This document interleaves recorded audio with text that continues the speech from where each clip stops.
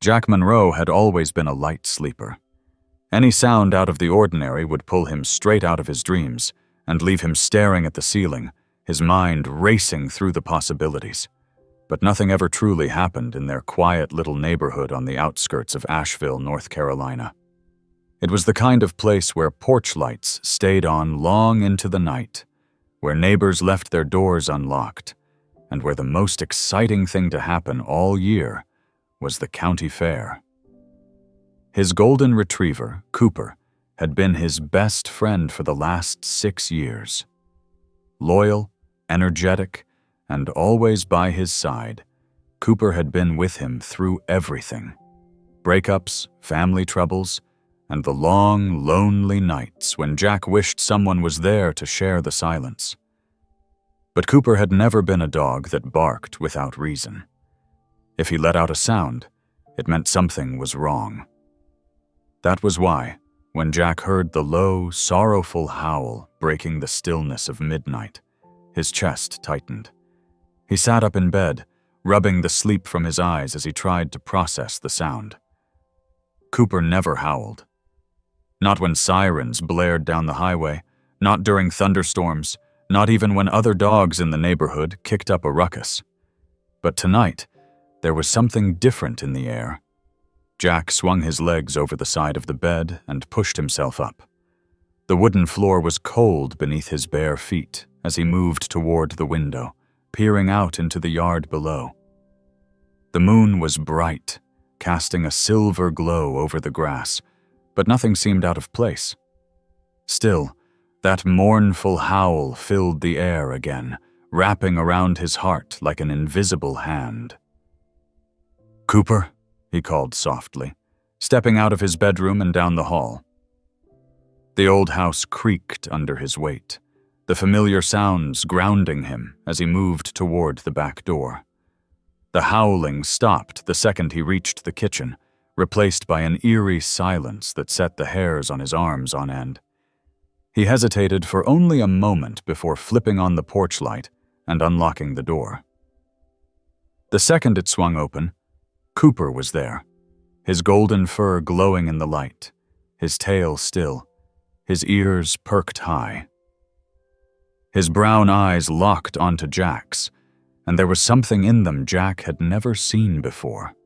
Fear. Urgency. Jack crouched down, running a hand over Cooper's head. "What is it, boy?" His voice was calm, but his heart was anything but. Cooper gave a short whine before turning and trotting down the steps, looking back only once as if waiting for Jack to follow. Jack didn't hesitate. He grabbed a flashlight from the counter, slipped on his boots, and followed Cooper into the night. The cool air hit him like a wake-up call, sending a shiver down his spine as he stepped into the yard. The trees whispered in the breeze, casting long shadows across the grass. But Cooper didn't slow. His paws moved with purpose, leading Jack toward the back of the property where the woods began. Jack had walked this path dozens of times before, usually with Cooper bounding ahead, chasing after squirrels or sniffing out something only he could smell. But tonight, there was no playful energy, no curiosity, only a determined pace that didn't waver as they moved deeper into the woods. A part of Jack told him to turn back, to wait until morning, to not follow a dog into the unknown when he had no idea what he was walking into. But another part of him, the part that trusted Cooper with every fiber of his being, knew that whatever this was, it was important. The ground was uneven, covered in fallen leaves and the occasional exposed root that threatened to trip him up. But Jack kept moving, his flashlight casting a narrow beam through the darkness. Cooper let out a low whine, picking up speed, his body tense. Then, suddenly, he stopped. Jack nearly stumbled into him, catching himself just in time. His breath was heavy, his pulse hammering in his ears as he lifted the flashlight. The beam landed on a thick patch of underbrush just ahead, the kind that was impossible to move through without getting tangled up in brambles. Cooper stood rigid, his tail stiff, his body angled forward. And then Jack heard it. A sound so faint, so fragile, that he might have missed it if Cooper hadn't led him straight to it. A cry. Not an animal, not a bird. A human cry. Jack's breath caught in his throat as he stepped closer, his flashlight sweeping over the ground until… there. A tiny figure curled up beneath the brush, barely visible beneath a tattered blanket. A child. Small, shivering, and alone. Jack's chest clenched. "Oh, God!" The little boy couldn't have been more than 3 years old. His face was dirty, his hair a mess, his clothes thin and worn. He blinked up at Jack with wide, fearful eyes, his small frame trembling as he tried to press himself further into the ground, as if willing himself to disappear. Jack dropped to his knees. "Hey, buddy. It's okay. You're safe now." Cooper let out a soft whine, inching forward on his belly, his tail giving the smallest wag, as if sensing the child's fear and wanting to reassure him. The little boy stared at them both, his lips parting as if to speak, but only a weak, raspy whisper came out. Jack reached out a hand, slow and steady. "Can you tell me your name?" The child hesitated, then whispered, "Ethan." Jack swallowed hard, his heart aching at the sheer vulnerability in that single word. "Okay, Ethan. I'm Jack, and this here is Cooper. We're going to help you, okay?" Ethan's lower lip trembled, his big blue eyes filling with tears. "Mommy told me to hide." Jack felt a lump form in his throat. "Where's your mommy, buddy?" The little boy shook his head, his small fists tightening in the thin fabric of his blanket. "She said she'd come back, but she didn't."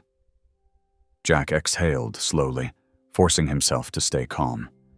He had so many questions, so many fears racing through his mind, but right now none of them mattered. The only thing that mattered was Ethan. "Okay, Ethan. Let's get you warm and safe first, and then we'll figure everything out." Ethan hesitated for only a moment, before nodding. Jack scooped the child into his arms, feeling just how light, how fragile he was. Cooper pressed close, his warm body a comfort against Jack's leg. As they made their way back through the woods, Jack's mind raced. How long had Ethan been out here? Who had left him? And most importantly, where was his mother? One thing was certain. This was only the beginning. Jack moved as quickly as he could without jostling the small boy in his arms. Ethan barely weighed anything, his little body tense as he clung to Jack's shirt with tiny, trembling fingers. Cooper stayed close, his tail low, his eyes scanning the darkness, as if still sensing danger. The woods felt different now, every sound sharper, every shadow stretching longer.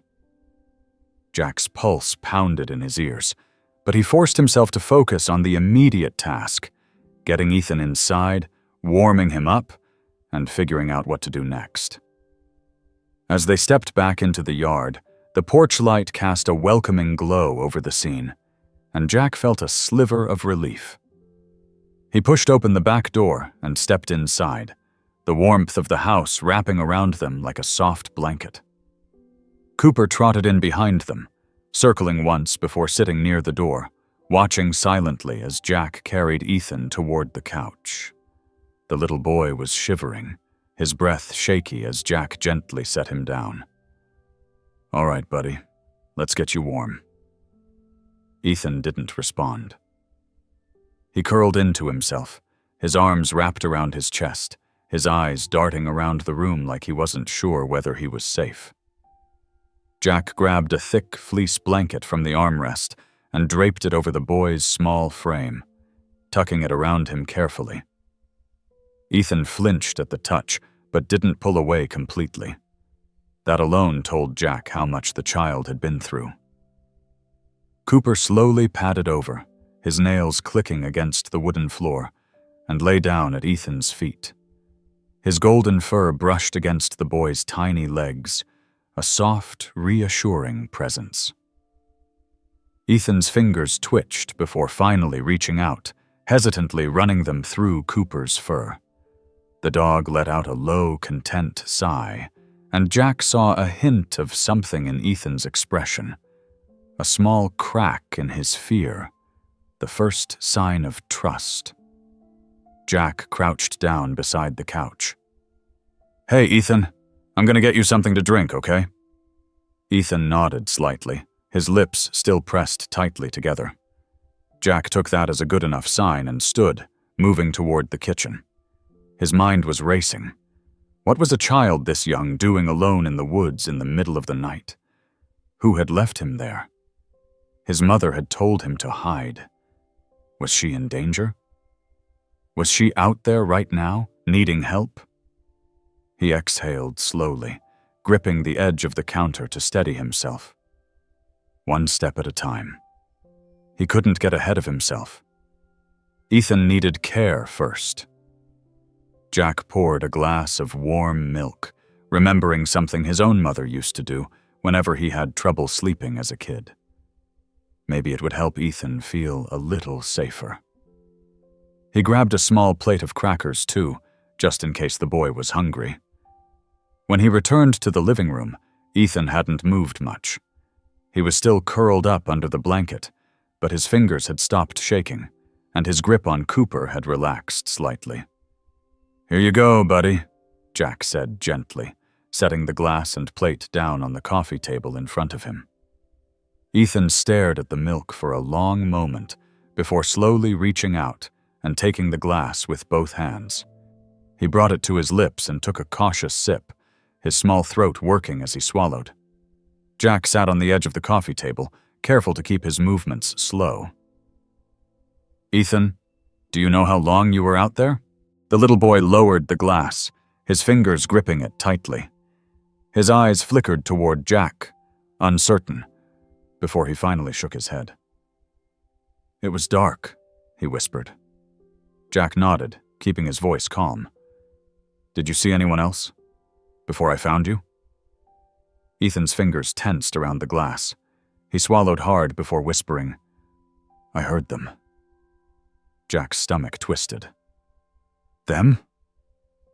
Ethan nodded, his eyes wide and filled with something close to panic. "They were looking. I stayed quiet like Mommy said." Jack forced himself to stay steady. "Do you know who they were?"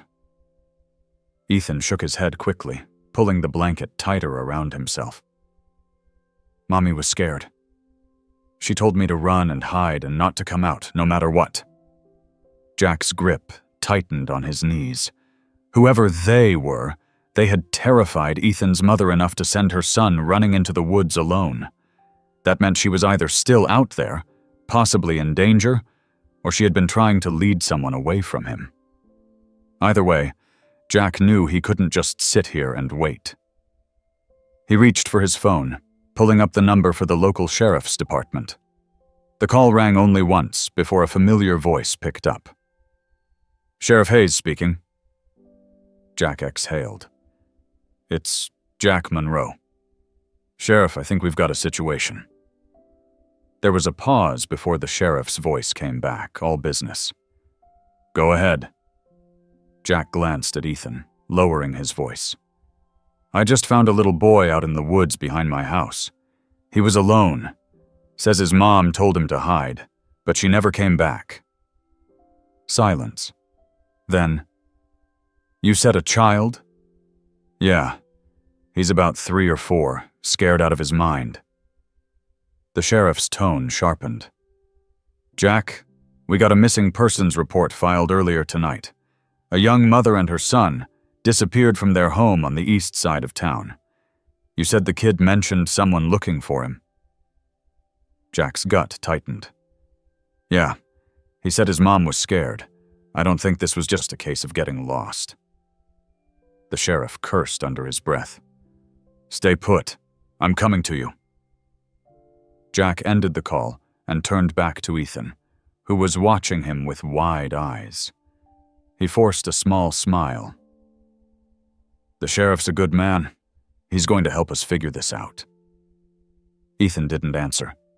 He simply looked down, his fingers curling in Cooper's fur again. Jack's heart clenched. This kid had been through something terrible, and they weren't anywhere close to getting the full picture yet. It wasn't long before headlights flashed through the front window. Jack stood and walked to the door, Cooper following closely. Sheriff Hayes stepped out of his patrol car, his tall frame moving quickly up the steps. His expression was grim as Jack led him inside. Where is he? The sheriff asked. Jack nodded toward the couch. Right there. Hayes' expression softened slightly when he spotted Ethan. The little boy shrank back, pressing against the cushions, his grip tightening on the blanket. Hayes crouched down a few feet away, keeping his voice gentle. Hey there, son. My name's Sheriff Hayes. You're safe now. Ethan didn't speak. He just watched him, wary. The sheriff looked at Jack. Has he said anything else? Jack shook his head. Not much, just that his mom told him to hide because she was scared, and that someone was looking for them. Hayes exhaled. His mother's name is Laura Whitman. Her sister reported them missing a few hours ago when she couldn't reach her. She said Laura had been acting afraid lately, like something was wrong, but she wouldn't say what. Jack's jaw tightened. You think she was running from someone? Hayes nodded grimly. Seems that way. Jack glanced at Ethan, the little boy now resting his head against Cooper's back, his eyes drooping with exhaustion, his tiny body finally allowing itself to rest, even if just for a moment. Jack looked back at Hayes, his voice firm. We have to find his mother. Hayes nodded. And we will. But Jack, whoever scared her this bad, they're still out there. Jack's stomach turned. He looked down at Ethan again, watching the peaceful rise and fall of his tiny chest as he slept. Whoever had forced Laura to leave her son alone in the woods wasn't finished yet, and Jack had a feeling this was only the beginning. Jack sat in the living room, his elbows resting on his knees, his mind racing through the possibilities. The weight of the situation pressed on his chest. Ethan was asleep now, curled up with Cooper on the couch, his little hand still tangled in the dog's fur. The sight of him so small and vulnerable made something deep in Jack's chest tighten. Sheriff Hayes had spent the last half hour on the phone, making calls and gathering information. But so far, nothing concrete had come in about Laura Whitman's whereabouts. Jack could hear him pacing near the front door, his voice low but urgent as he spoke to someone on the other end. Jack rubbed a hand over his face. He wasn't a cop. He wasn't a detective. But sitting here, waiting for something to happen, felt unbearable. A woman was missing, a mother, and the only thing keeping her son from total panic was the exhaustion that had finally overtaken him. Hayes hung up the call and walked back into the room. His expression was tight, his jaw clenched. No sign of her yet, he said.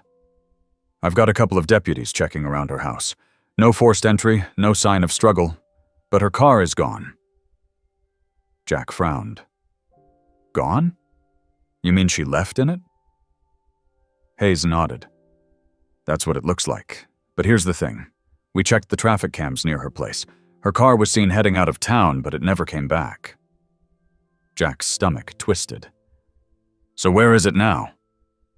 That's what we're trying to find out. Hayes sighed, glancing toward Ethan, who was still sleeping. Something scared her enough to make her run. But why leave her son behind? Jack thought back to what Ethan had said earlier. Mommy told me to hide. If Laura had been desperate enough to leave her son in the woods, It meant she truly believed she was in danger. But had she left voluntarily? Or had she been forced? Jack exhaled. We need to retrace her steps. Maybe she left a clue somewhere. Hayes studied him for a moment before nodding. I was about to head out there myself. You sure you want to come?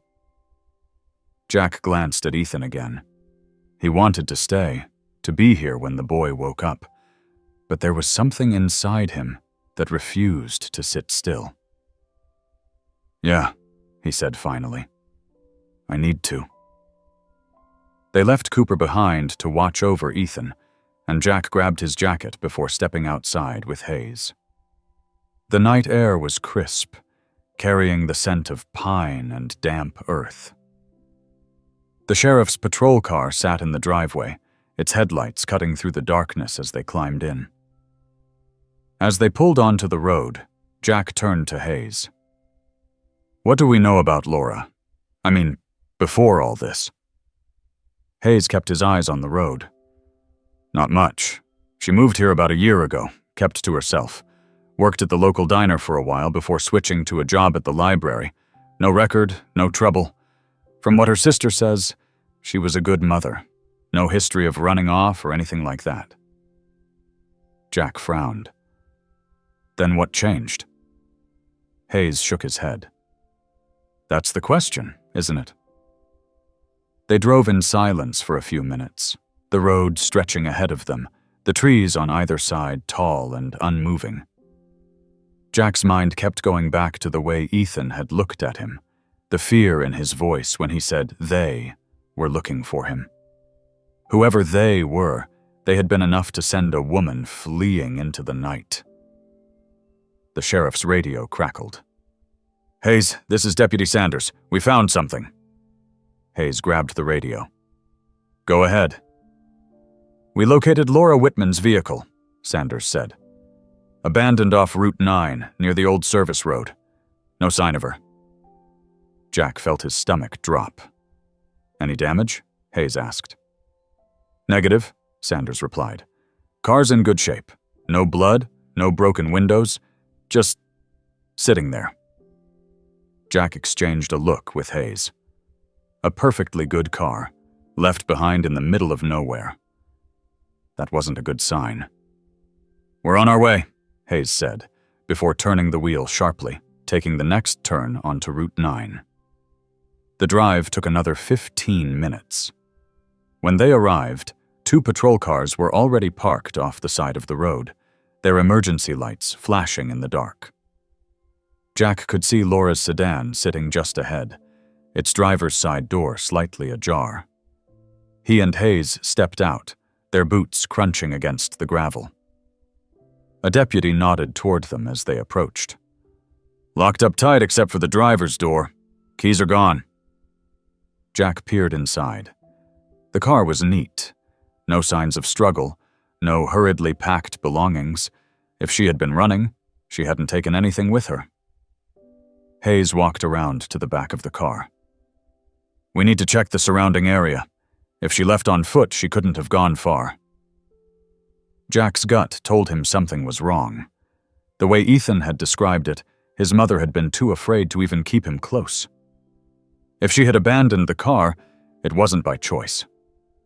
They split up, flashlights cutting through the trees as they searched. Jack moved carefully, scanning the ground for anything that might help them understand what had happened. A footprint. A discarded item. Anything. Then he saw it. A scarf, caught on a low-hanging branch, fluttering in the wind. Jack's pulse kicked up as he stepped closer. It was a deep blue, soft fabric, something that didn't belong to the woods. He reached out, pulling it free, and his chest tightened when he saw what was underneath. A phone. The screen was cracked, the case scuffed. But even in the dim light, Jack could see the wallpaper, a picture of Ethan. Hayes! He called out. The sheriff was there in seconds, his eyes narrowing as Jack held up the phone. That's hers, Hayes muttered. Jack swallowed hard. Then where is she? Hayes turned back toward the patrol cars. "Get the K-9 unit out here," he called to his deputy. "Now!" Jack's grip tightened around the scarf. There was no question anymore. Laura Whitman hadn't run away. She had been taken. The cold night air pressed in as Jack stood gripping the scarf. His knuckles were white around the fabric, his pulse loud in his ears. He had no connection to Laura Whitman beyond what had happened tonight. But something about the way Ethan had clung to him, the way his little voice had trembled when he spoke of his mother, made Jack feel like he had no choice but to see this through. He couldn't just stand by. He wouldn't. Sheriff Hayes was already giving orders, his voice sharp and unwavering as he coordinated the search efforts. Deputies were spreading out, scanning the area with flashlights, and the K-9 unit was en route. Jack watched as they combed the underbrush, looking for anything else Laura might have left behind. Footprints, torn fabric, anything to tell them where she had gone. Jack handed the scarf to Hayes, who bagged it carefully. The phone was already being examined by one of the deputies, who had managed to power it on despite the cracked screen. "Anything on there?" Hayes asked. The deputy squinted at the screen. "No recent calls. Last text sent was around 9:30 tonight. Just says, 'I can't do this anymore. I have to go.'" Jack's jaw tightened. "Who was it sent to?" The deputy scrolled through the screen. "A contact labeled J, no last name." Hayes exhaled sharply. "Could be a friend, could be someone she was afraid of. We need to find out." He turned to Jack. "You think Ethan might recognize the name?" Jack thought about it. The boy had been hesitant to speak much about his mother, but maybe if he saw the name, it would jog something. "It's worth a shot." Hayes nodded. "All right, you head back and check. We'll keep searching out here." Jack didn't like walking away when they hadn't found her yet, but he also knew Ethan was the only person who might give them more insight. He took one last look at the dark woods before heading back to the car. The drive felt longer than it had earlier, even though his foot pressed harder on the gas. His mind kept circling the same thought. If Laura had been taken, who was behind it? And why? When he pulled into the driveway, the house was dark except for the dim glow from the living room lamp. Inside, Cooper was still curled up beside Ethan, who was stirring slightly. Jack moved quietly, not wanting to startle him. He crouched beside the couch, waiting until Ethan's eyes blinked open. The boy looked around, disoriented for a moment, before his gaze settled on Jack. "You're back." Jack nodded. "Yeah, buddy. I need your help with something." Ethan pushed himself up slightly, rubbing his eyes. "Is Mommy coming back?" Jack's throat tightened. "We're looking for her, but I found something that might help." Ethan stared at him, silent, his little fingers gripping the blanket tightly. Jack hesitated, then took out Laura's phone and pulled up the last text. He turned the screen toward Ethan. "Do you know who Jay is?" Ethan's brow furrowed, and for a moment Jack wasn't sure if he would answer. Then, in a quiet voice, Ethan said, "Mr. Jason." Jack's pulse jumped. "Who's Mr. Jason?" Ethan shifted, hugging his knees. "He came over sometimes, talked to Mommy." Jack exchanged a glance with Cooper, as if the dog could somehow confirm what he was thinking. "Was she scared of him?" Ethan hesitated before nodding. "She didn't want him to come back." Jack felt a knot tighten in his chest. "Did she ever say why?" Ethan shook his head. "She just got sad." Jack took a steadying breath. Whoever Jason was, he was their best lead. He stood and dialed Hayes. The sheriff answered immediately. "You got something?"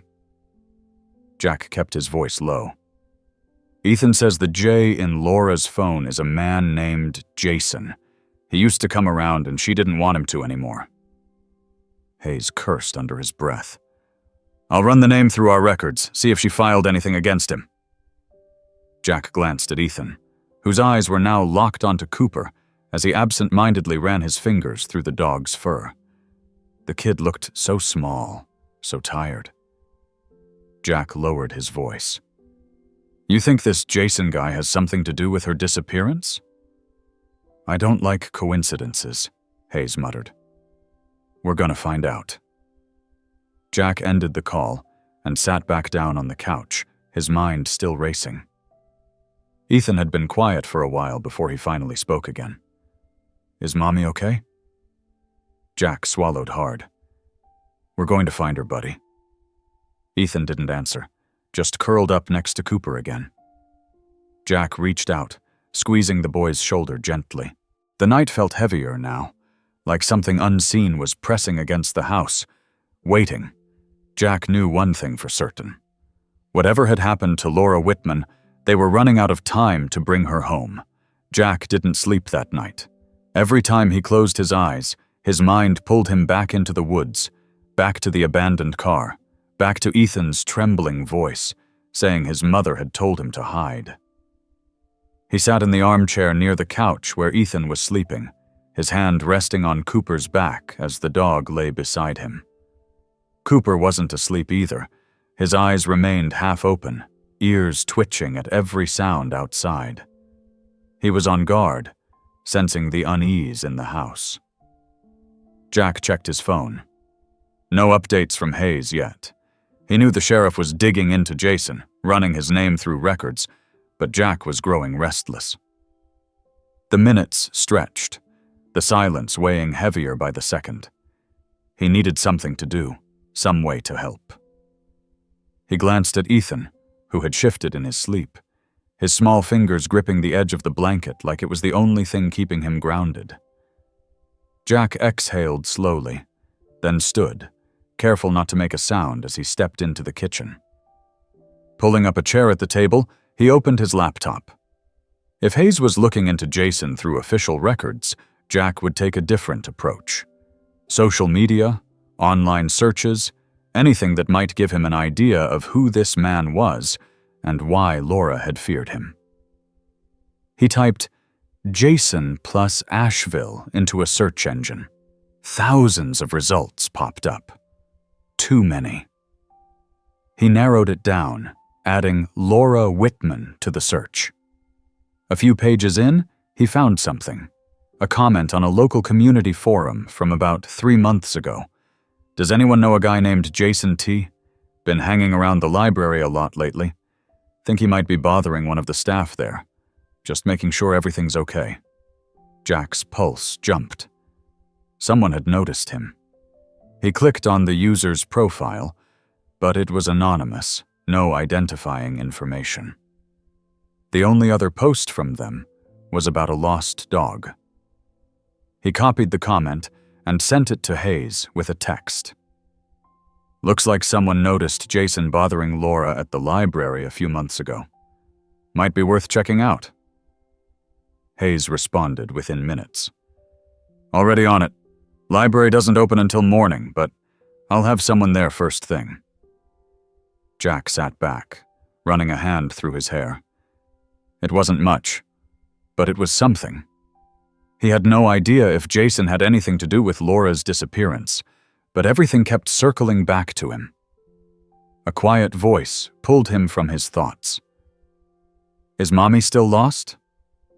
Jack turned to see Ethan sitting up on the couch, his small body still wrapped in the blanket. His voice was barely above a whisper. Jack walked over, crouching beside him. "Yeah, buddy, but we're looking for her. The sheriff's out asking people if they've seen her." Ethan nodded, his face unreadable in the dim light. "She didn't want him to find us." Jack felt something cold settle in his chest. "Jason?" Ethan hesitated, then nodded. Mommy said he was nice before, but then she wanted him to go away. Jack kept his voice steady. Did she ever say why? Ethan frowned, thinking. She said he got mad. Jack clenched his jaw. He'd seen it before, people who seemed fine on the surface until something didn't go their way. And when they lost control, they made everyone around them pay the price. Do you remember the last time you saw him? Jack asked gently. Ethan's fingers twisted in the blanket. He came to our house. Jack's breath hitched. When? Ethan looked toward the window, as if trying to remember. Not today. Before. I was playing with my trucks, and Mommy told me to go to my room. She was talking to him at the door. Jack forced himself to stay calm. Did he come inside? Ethan shook his head. Mommy didn't let him. Jack exhaled slowly. Laura had kept Jason out of the house. That meant she had drawn a boundary. And if Jason hadn't taken it well, maybe that was why she had been so afraid. Jack's phone buzzed. Another message from Hayes. We got an address for Jason. Heading there now. Jack stood, his muscles tense. He wanted to go with them, but he couldn't leave Ethan alone. His gaze drifted to the little boy, who was now watching him with sleepy, curious eyes. Did they find Mommy? Ethan asked softly. Jack hesitated before sitting back down. Not yet, but they're trying. Ethan nodded slowly, then reached out for Cooper, burying his fingers in the dog's fur. Jack stayed there with him, waiting, knowing that whatever happened next would change everything. The waiting stretched into dawn. The sky was just beginning to lighten when Jack's phone rang. Not a text. A call. He snatched it up, heart pounding. Jack, Hayes said. His voice was tight, clipped. Jack braced himself. What happened? We found Jason. Jack's breath stalled. And? He says he hasn't seen Laura in weeks. Jack's stomach twisted. Do you believe him? There was a pause. No. Jack gripped the phone tighter. Then what's next? We bring him in, Hayes said. See if we can make him talk. Jack exhaled, tension thrumming through his veins. They were getting closer. But close wasn't good enough. Not yet. Jack paced the living room, his mind racing through the possibilities. Cooper lay near Ethan, keeping an ever-watchful eye on the boy as he drifted back into sleep. The room was quiet, except for the soft hum of the heater and the occasional creak of the house settling. But Jack's mind was far from quiet. Hayes had Jason in custody, but that didn't mean the fight was over. If Jason really was involved, they needed proof. And if he wasn't, that meant someone else was out there. And Laura was still missing. Jack checked his phone again, but there was nothing new from Hayes. He resisted the urge to call. The sheriff would update him when there was something worth knowing. Instead, he sat on the couch near Ethan, watching the boy's tiny chest rise and fall in steady breaths. Ethan had been strong through all of this, but Jack could see how much he was holding in. The way he clung to Cooper. The way his little fingers gripped the blanket like it was the only thing keeping him tethered. Jack knew that feeling all too well. He rubbed a hand over his face, exhaustion pulling at him, but he couldn't sleep. Not yet. The knock at the door was sharp and unexpected. Jack's muscles tensed. He moved quickly, checking through the peephole before unlocking it. Hayes stood on the porch, looking more worn than Jack had ever seen him. Jack stepped aside, letting him in. Tell me you got something. Hayes sighed, glancing toward Ethan before lowering his voice. Jason's sticking to his story. Claims he hasn't seen Laura in weeks. Jack's fists clenched. And you believe him? Hayes shook his head. No, but we don't have enough to hold him for long. He's got an alibi for most of last night. Says he was working late at the auto shop. His boss confirmed he was there until at least 10. Jack frowned. But Laura and Ethan disappeared sometime after that. Right, Hayes said. Which means if Jason was involved, he either had help or he found her after he left work. Jack ran a hand through his hair. You check his car? Yeah, nothing suspicious. No blood, no dirt, no signs of struggle. Hayes exhaled. But something about him isn't sitting right. He's too calm, too sure of himself. Jack knew that kind of confidence, the kind that came from knowing something no one else did. What about his place? Jack asked. Anything there? Hayes hesitated. Not yet, but we're getting a warrant to dig deeper. Jack didn't like that answer. They didn't have time to waste. Laura had been missing for too long already. Jack crossed his arms. What if he's keeping her somewhere? That's what I want to find out, Hayes said. But we can't go busting in without cause. We need something concrete. Jack's jaw tightened. Then we need to find it. Hayes nodded. That's why I came here. He glanced at Ethan again before lowering his voice. I need to know if Ethan remembers anything else. Anything that might point us in the right direction. Jack looked at the sleeping boy, guilt gnawing at his stomach. Ethan had already been through enough. Pushing him for more might only make things worse. But if there was even a chance he had information that could lead them to Laura, they had to try. Jack crouched down beside the couch, gently placing a hand on Ethan's shoulder. Hey, buddy, he said softly. Can you wake up for a second? Ethan stirred, blinking groggily. When his eyes focused on Jack, he sat up, rubbing his face sleepily. Is Mommy here? Jack's chest tightened. Not yet, but we're working on it. He glanced at Hayes before looking back at Ethan. The sheriff wants to ask you something. Is that okay? Ethan hesitated before nodding slowly. Hayes crouched beside him, his voice gentle. Ethan, do you remember the last time you saw Mr. Jason? Ethan pulled the blanket tighter around himself. He was at our house. Hayes nodded. Do you remember what he said to your mommy? Ethan frowned, his little face scrunching in thought. He was mad. Jack and Hayes exchanged a look. Jack kept his voice steady. Did he say why? Ethan chewed his lip before whispering. He said Mommy was hiding something. Jack's pulse jumped. What was she hiding? Ethan shook his head. I don't know. Hayes leaned in slightly. Ethan, did your mommy ever talk about a special place? Somewhere she went when she needed to be safe? Ethan's little fingers curled into the blanket. We went to the cabin once. Jack's heart skipped. Cabin? Ethan nodded. Mommy said it was for emergencies. A secret place. Jack looked at Hayes. You know anything about this? Hayes shook his head. Laura never mentioned owning property, but if she was scared, it makes sense she'd have a backup plan. Jack turned back to Ethan. Do you know where it is, buddy?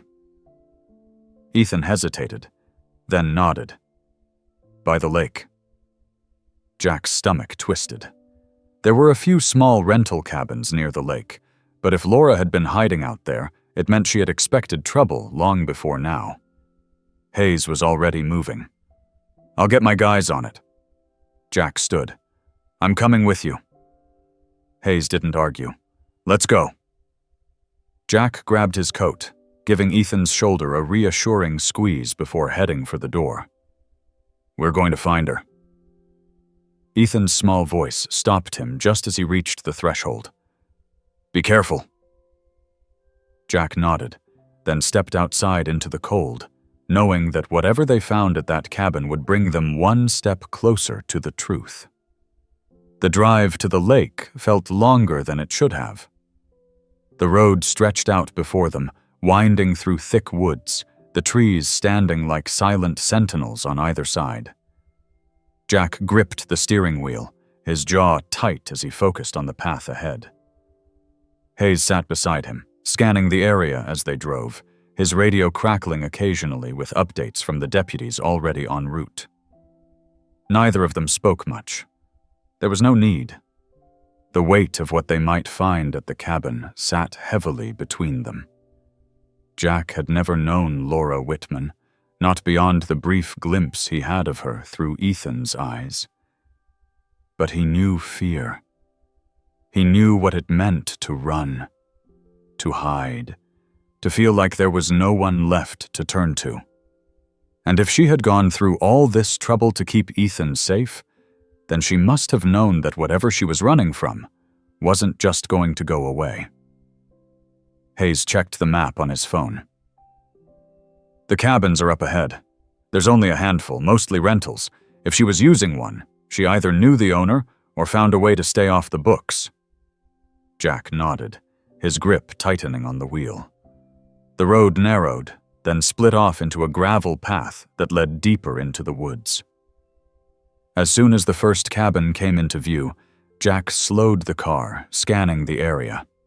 The lake shimmered beyond the trees, its surface dark and still under the early morning light. Hayes pointed ahead. That one. The cabin was small, tucked away at the edge of the woods, separated from the others by a stretch of thick brush. It looked quiet. Too quiet. Jack parked a few feet away, cutting the engine. No car. Hayes unbuckled his seatbelt. Doesn't mean she's not here. They stepped out, the crunch of gravel beneath their boots the only sound. Jack's pulse pounded as they approached the cabin. The front door was closed, the curtains drawn tight over the windows. Jack hesitated, then knocked firmly. No answer. Hayes exchanged a look with Jack before trying the knob. It was locked. Jack stepped back, his gut telling him that something was off. "Laura," he called out. "If you're in there, it's Jack Monroe. Sheriff Hayes is with me. We're here to help." Silence. Then from inside, the faintest rustling sound. Jack stiffened, his muscles coiled. Hayes reached for his radio, signaling to the deputies that they might have found something. Then he moved to the side of the cabin, gesturing for Jack to follow. They crept along the edge, peering into one of the side windows.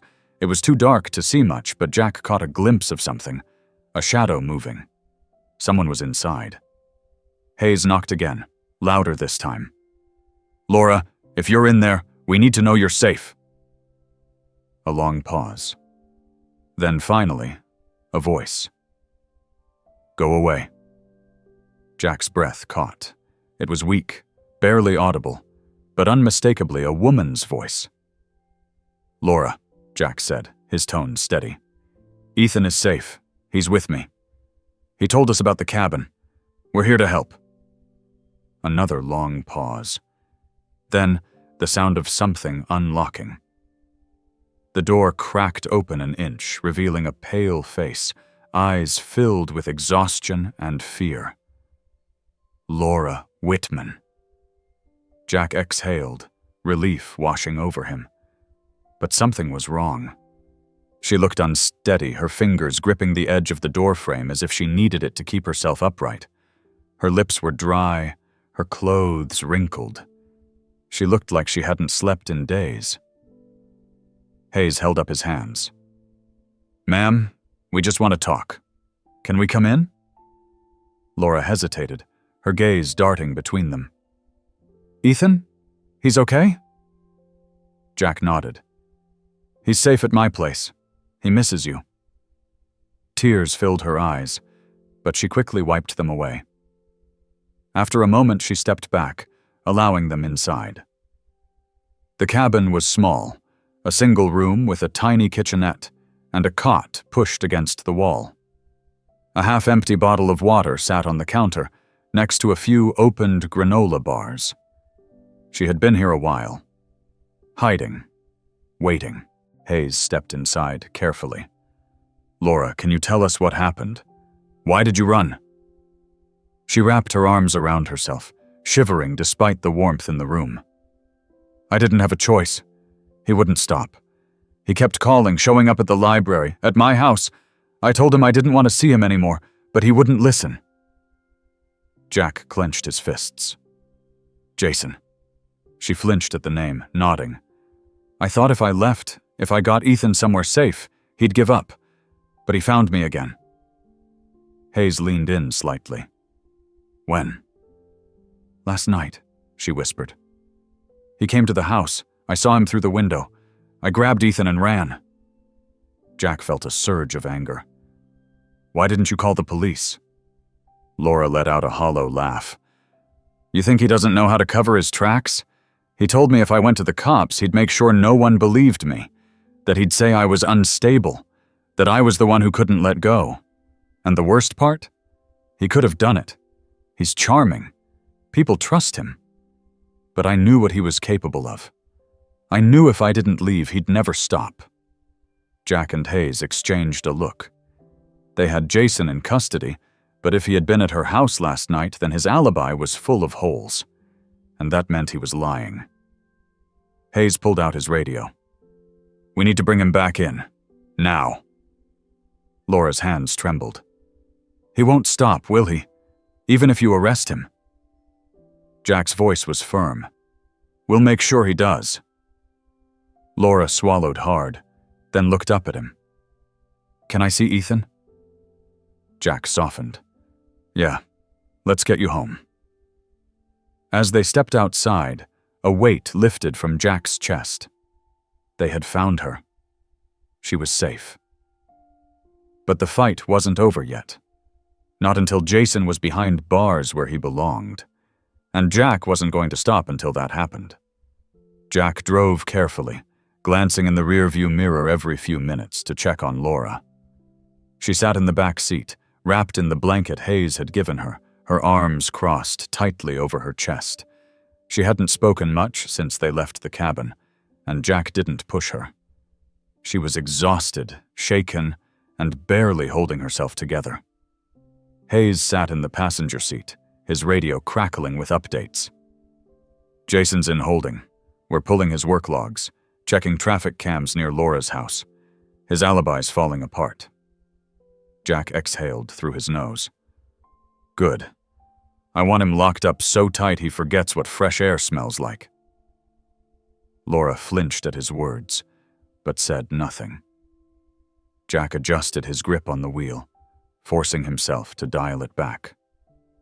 She had been running for so long, living with fear so constant that it had become part of her.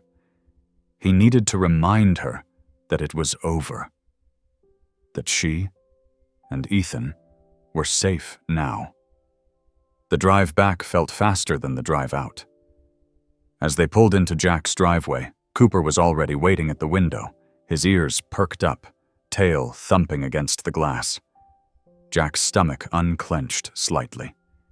Ethan was still inside, still safe.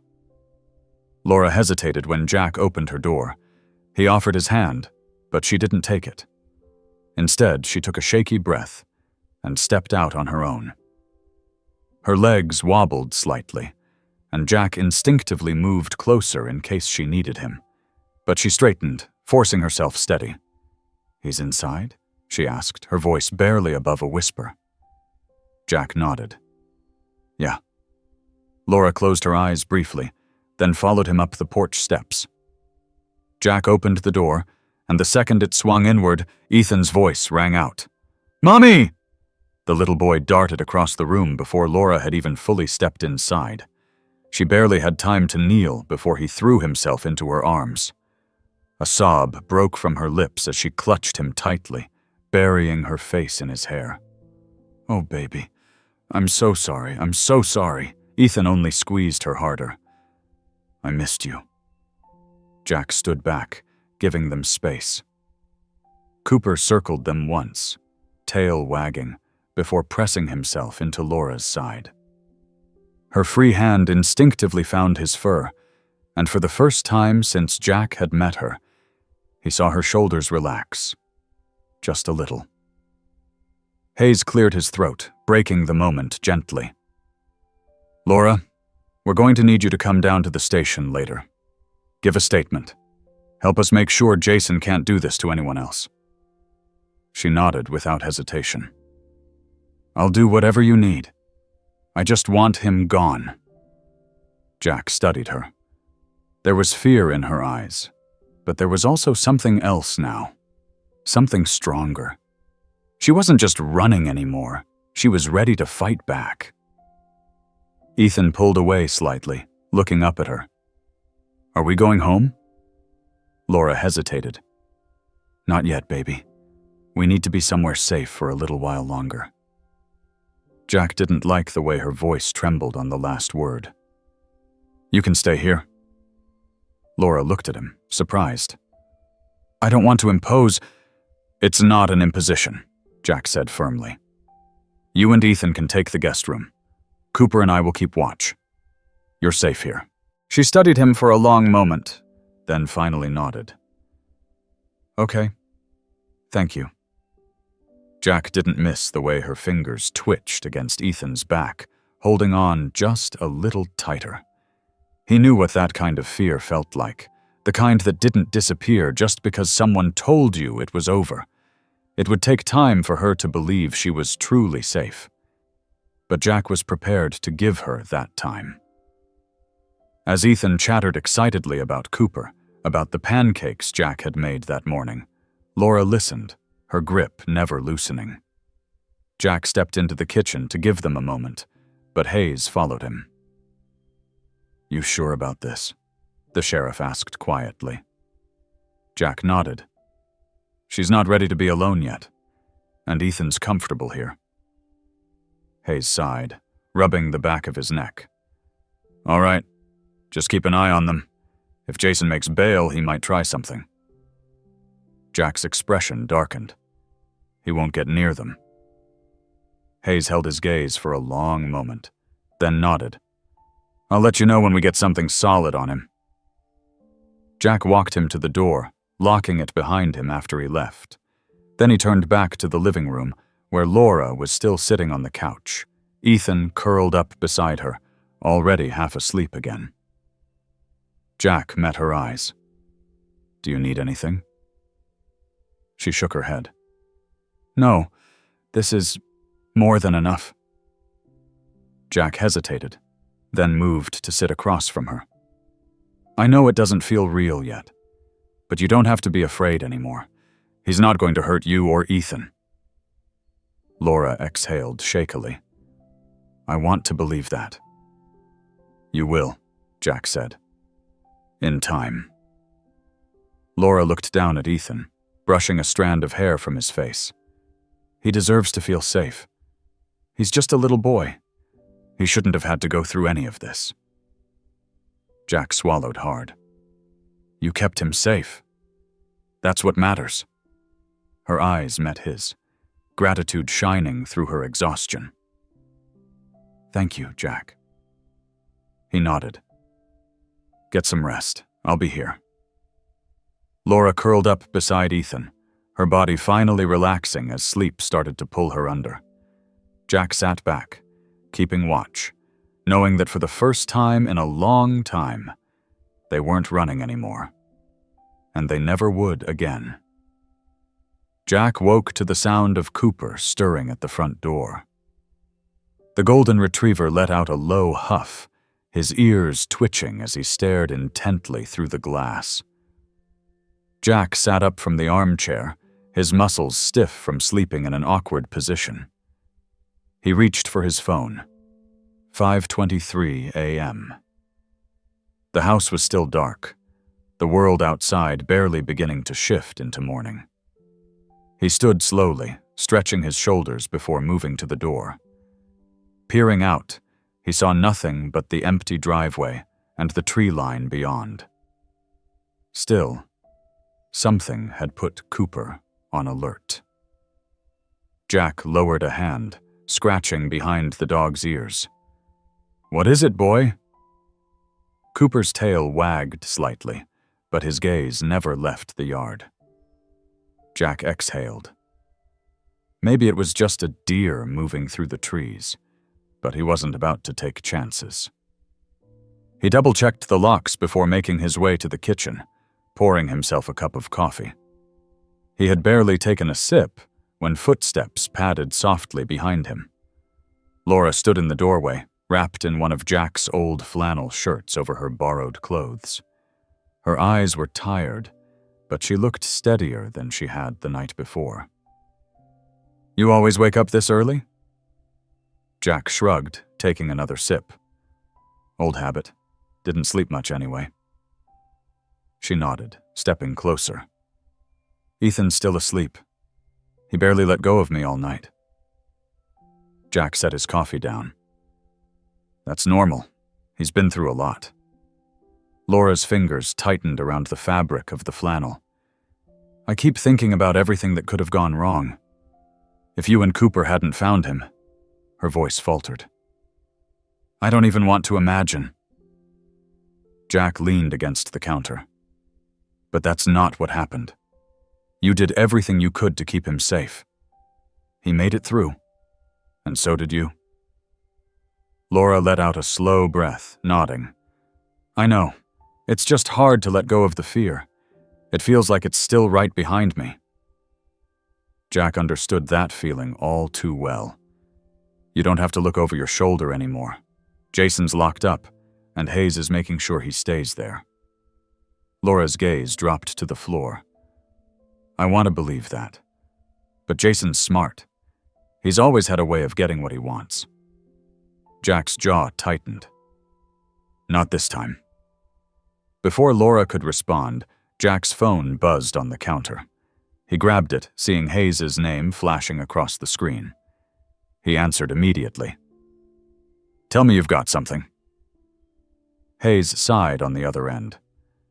Jason lawyering up wasn't a surprise, but his alibi's crumbling fast. Turns out his boss covered for him. Said he was at work all night, but security footage says otherwise. He left around 10:30, right when Laura and Ethan were running.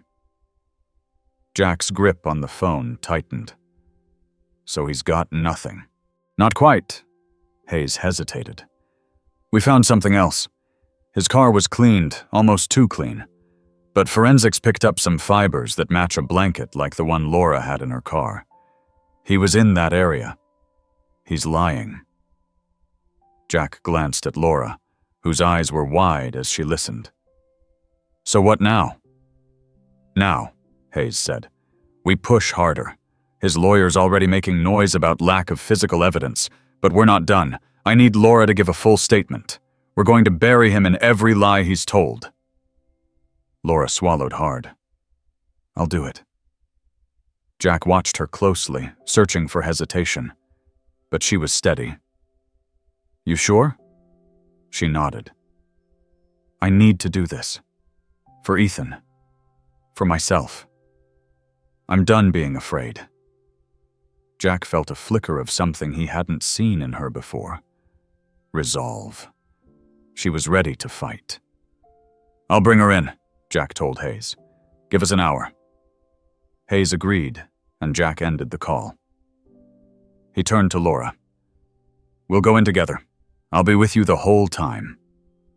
Laura gave him a small, grateful smile. "Thank you, Jack. For everything."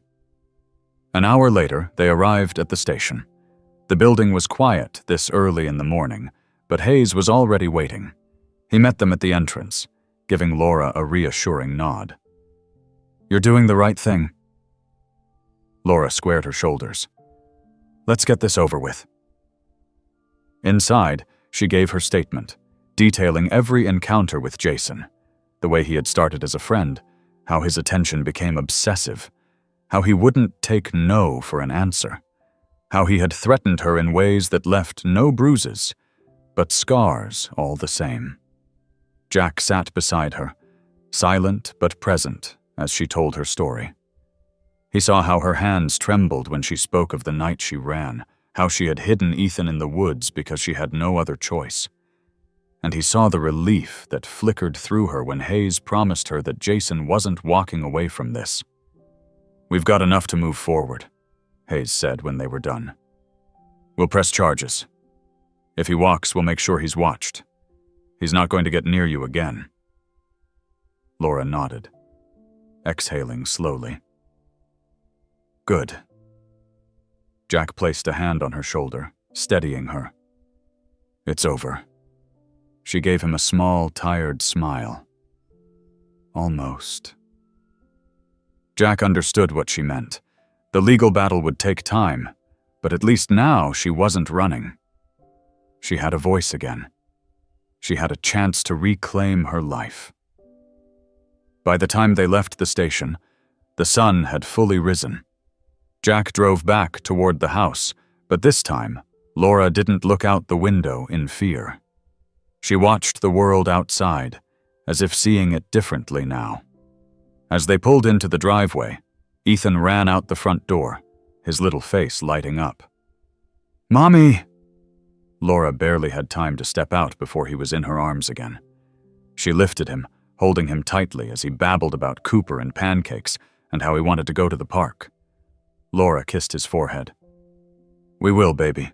Soon." Jack stood back, watching the two of them. For the first time, Laura looked at ease.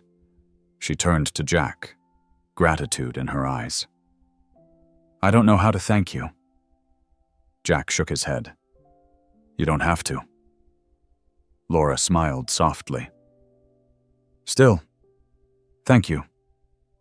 Jack nodded, then glanced at Ethan, who was already pulling his mother toward the house, eager to tell her more about his morning. For the first time in a long time, things felt right. And for Jack, that was enough. Jack stood on the front porch, watching as the morning sun slowly lifted above the treetops. The air was crisp, the kind that hinted at the changing season. Inside, he could hear Ethan's laughter as he talked to his mother, his voice carrying through the open windows. It was a good sound, one Jack hadn't realized the house needed. Cooper sat beside him, ears perked, tail flicking every so often as he stayed alert. Jack reached down, running a hand over the dog's head. "You knew, didn't you, that something wasn't right?" Cooper gave a short huff, as if agreeing. Jack had learned long ago to trust his instincts, but Cooper's were even sharper. If the dog hadn't howled that night, if he hadn't led Jack into the woods, Ethan might not have been found in time. The door creaked open behind him, and Laura stepped out, arms crossed over the sleeves of Jack's flannel she had borrowed. She looked tired, but better. More solid. More here. "You sleep at all?" Jack asked, glancing over at her. Laura leaned against the railing. "A little. It's the first night in a long time I didn't wake up afraid." Jack nodded. "That's progress." She gave him a small smile, then looked out over the yard. "Ethan keeps asking when we can go home." Jack studied her profile, the way she chewed her lower lip in thought. "You think you're ready?" She hesitated, exhaling slowly. "I want to be, but a part of me still wonders if Jason will find a way out of this, if he'll show up again when I least expect it." Jack's hands curled into fists at his sides. "If he does, he won't get near you. You have people looking out for you now." Laura glanced at him, something flickering in her expression before she nodded. "I know." Before Jack could say more, his phone buzzed in his pocket. He pulled it out and saw Hayes' name on the screen. He answered immediately. "Tell me you've got something." "We've got something," Hayes confirmed. "Jason's lawyer pushed for bail, but we shut it down. His alibi is officially in pieces, and we're adding stalking and harassment charges on top of everything else. The DA is confident we can keep him locked up until trial." Jack let out a slow breath. That's what I needed to hear. Thought you might, Hayes said. But listen, I want Laura to stay put a little longer, just until we're sure we've locked every door on this case. Jack glanced at Laura. I'll let her know. He ended the call and turned back to her. Jason's not going anywhere, but Hayes wants you to stay here a little longer, just to be safe. Laura nodded, her shoulders relaxing just slightly. Okay, for a little longer. Jack expected to feel relief at the news, and he did. But there was something else, too. Something that settled deeper in his chest. Because the more time Laura and Ethan spent here, the more it felt like they belonged. And he wasn't sure what to do with that. The rest of the morning passed quietly. Ethan played with Cooper in the yard, running circles around the dog while Cooper pretended to chase him. Laura sat at the kitchen table with a cup of coffee, the weight in her shoulders a little less heavy than before.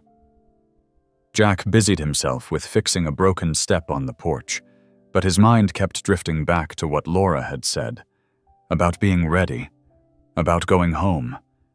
He knew she would have to leave eventually, but the thought of that house, empty, quiet, didn't sit right with him. Laura stepped outside after a while, watching Ethan with soft eyes. He hasn't laughed like this in so long. Jack wiped his hands on a rag. Feels good, doesn't it? She nodded, then looked at him, something uncertain in her expression. What happens now? Jack leaned against the railing. You tell me. Laura exhaled. I don't know. I've spent so much time running, looking over my shoulder, that I forgot what it's like to stand still, to feel safe. Jack held her gaze. Then maybe you take your time figuring it out. No rush. She studied him for a long moment before nodding. Maybe. Jack knew then, in that quiet space between them, that whatever happened next wasn't just about making sure Jason was behind bars. It was about making sure Laura and Ethan had a real chance to rebuild, to find peace. And Jack wasn't sure where he fit into that yet. But he knew one thing for sure. He wasn't going anywhere. The afternoon stretched out in a slow, easy rhythm. Ethan had fallen asleep in the hammock Jack had set up in the backyard, his little fingers tangled in Cooper's fur as the dog lay beside him. Laura sat on the porch steps, her eyes softer than they had been in days. I forgot what quiet felt like, she murmured, watching Ethan sleep. Jack glanced at her. Not the worst kind of quiet, though. She shook her head. No, this is the kind I could get used to. Jack hesitated. Then maybe you should. Laura looked at him then, something unreadable in her eyes. You mean stay here? Jack shrugged, keeping his voice even. I mean, until you figure out what's next. No pressure, no rush, just time. She looked down at her hands, turning the idea over in her mind. You wouldn't mind? Jack smirked. Cooper seems to think Ethan belongs here. Not sure I can argue with that.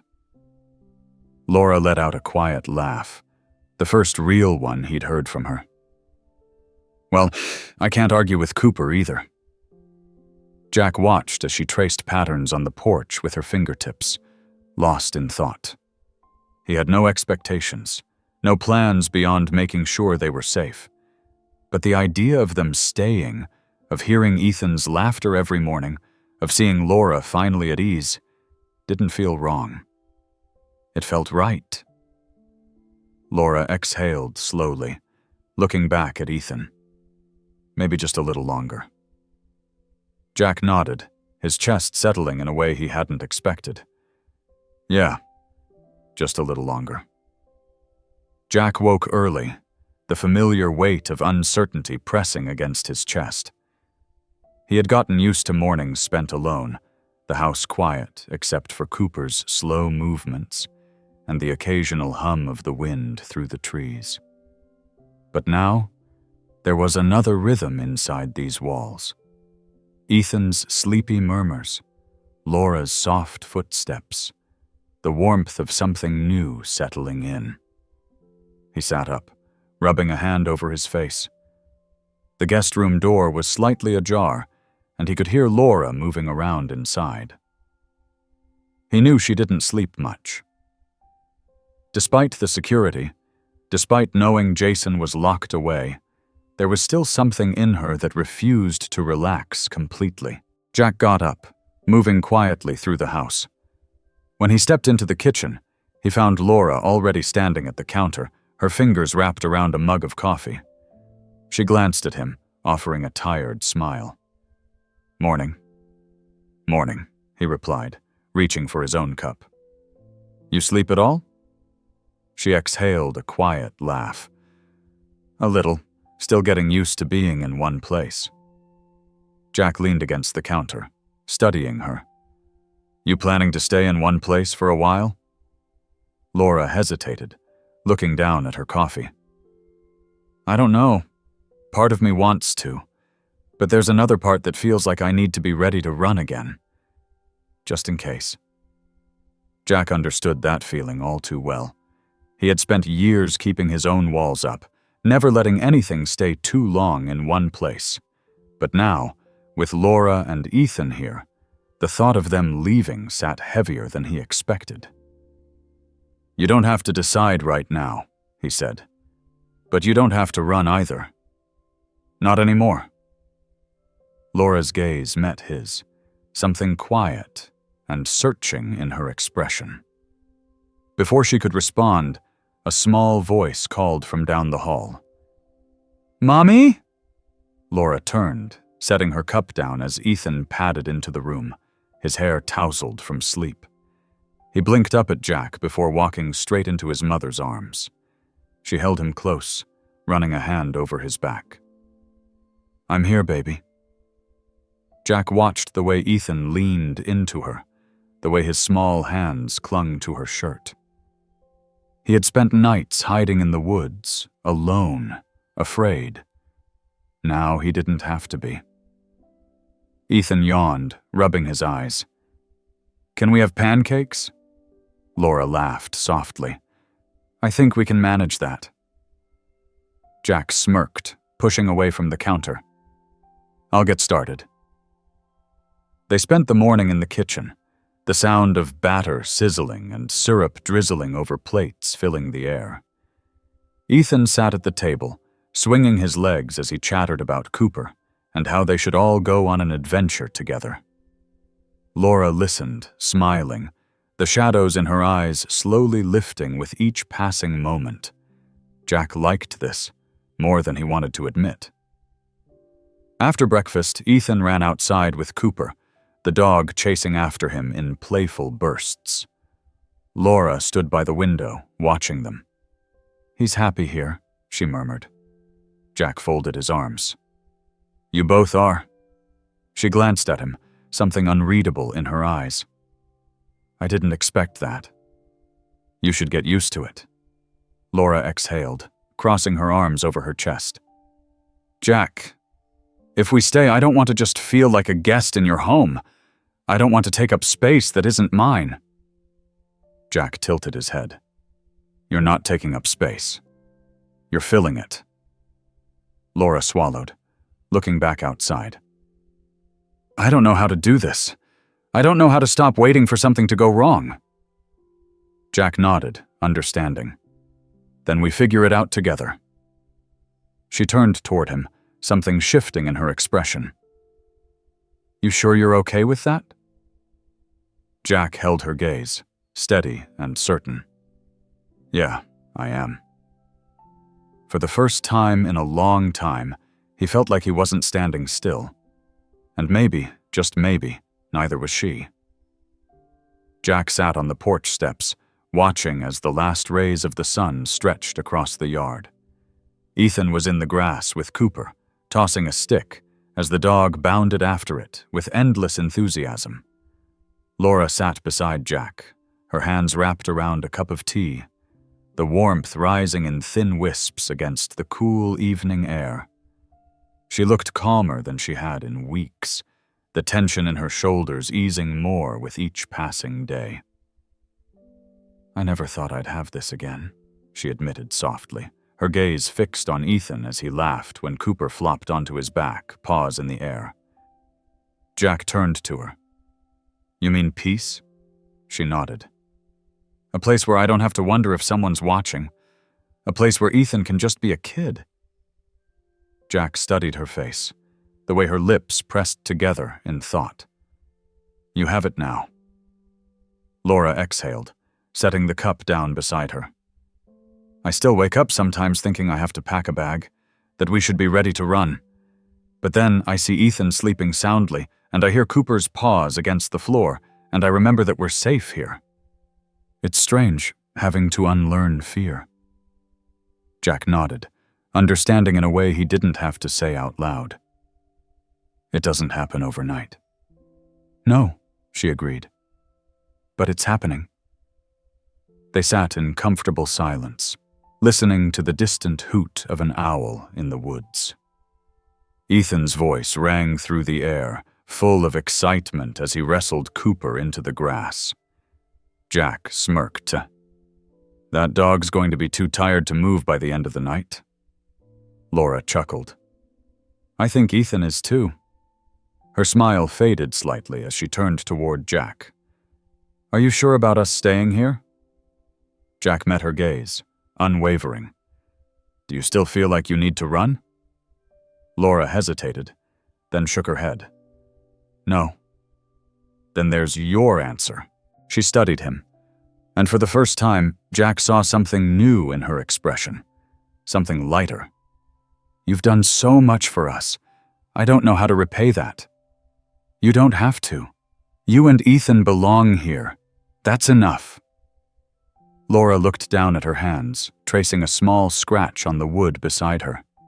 "I think, for the first time in a long time, I actually believe that." Jack reached out, covering her hand with his. "Good." She smiled, a real, unguarded smile that softened everything around them. Then she glanced at Ethan, who had now collapsed onto the grass, Cooper curling up beside him. "Looks like it's bedtime." Jack stood, offering her a hand. "Come on, let's get him inside." They walked across the yard together, the cool air wrapping around them. But for the first time, Laura didn't shiver. She didn't glance over her shoulder or hesitate at the door. She simply stepped inside, knowing that this was home.